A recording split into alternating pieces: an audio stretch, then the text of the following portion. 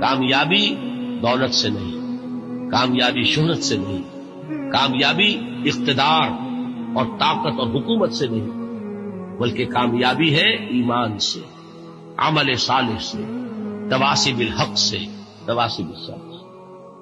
آپ غور کیجئے اس نقطہ نظر کا، اس ایٹیچیوڈ کا، یہ جو مینٹل ایٹیچیوڈ ہے، اس کا بدل جانا ہی انسانی شخصیت کے اندر انقلاب برپا کرتا ہے۔ اب آپ کا نتیجہ کیا نکلا؟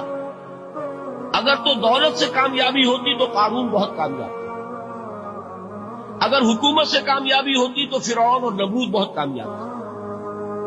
کامیابی ان سے نہیں، کامیابی انسان دولت میں قارون کی دولت تک پہنچ جائے اور دنیا میں دبدبہ اور اقتدار اور سلطنت اور حکومت کے اعتبار سے وہ نمرود اور فرعون کا مقام حاصل کر لے، وہ ناکام ہے، خائب ہے، خاسر ہے، برباد ہے۔